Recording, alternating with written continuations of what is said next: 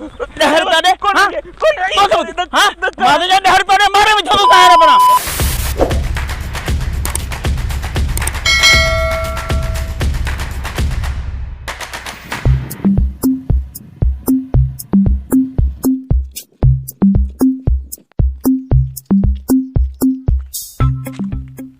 आहे को अल्लाह जे नाले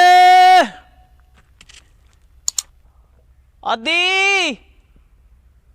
बाबा जो को 10 रुपया 20 रुपया फकीर के दुआ कंदव बाबा सुबह खां वठी के 10 रुपया कोन ॾिनान लगे तो माण्हुनि जो ईमान ही निकिरी वियो आहे अल्लाह जो नालो त ॿुधनि ई कोन था माण्हू अरे हे छा आहे हे बि तालो लॻो पिया लगे तो ही भी को पिनण विया मुंह आंगुर लाइ छा वरी ॿियो दर वञी वसाया ॿियो आ बाला जे नाले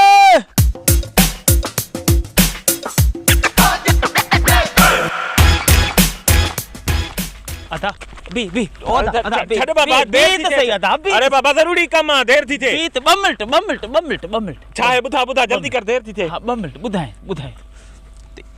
2 मिनट इहो अल्लाह जे नाले 10 रुपया अरे इने कम जे लाइ मूंखे बीहारे अथई यार मूंखे ज़रूरी कम आहे देर थी थिए यार ज़रूरी कम आहे अल्लाह जो नालो तव्हां ॿुधो ई कोन था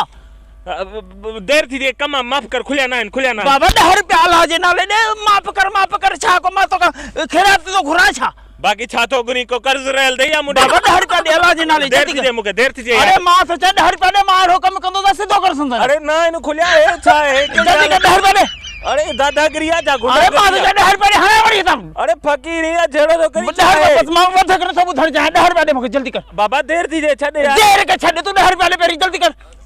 ये फुर्रा सीधी अरे सही यार बुद्धि को हां बुद्धि को 10 रुपया नी तो कौन तो नहीं हां नी तो कौन नहीं माफ करना माफ कर मेरी माफ कर हां बाबा छदायो दे 10 रुपया नी तो कौन तो नहीं हां कोने ने मोड़ 10 रुपया नी तो या कौन तो नहीं हां कोने के 10 रुपया कोने ने छाजेला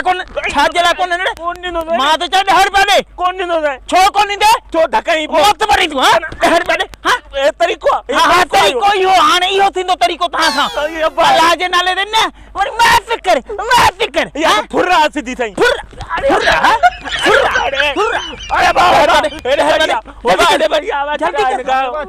क्रैक का जान चढ़ा अरे तू अरे मुछू कह रही है मौत बरती आवी अरे मां न गोठ जो वडेरो समझी गा वडेरा हिन मुके डाडा धक्का आने दे ने करे लड़े या केड़ी मश्करिया छो थावड़ो छाते न मो धक्के कोने आ त मास अल्लाह जी नाले सिर्फ 10 रुपया घुरा यो तरीको जे नाले तरीको घुरनो जो न तो के केर खैरात न दे तो तो मानुन के मारियो पोछो न था जन था के खैरात अरे वरी दादागिरी पे कर न दादागिरी ना अल्लाह जे नाले त ना मारी न था दी वडेरा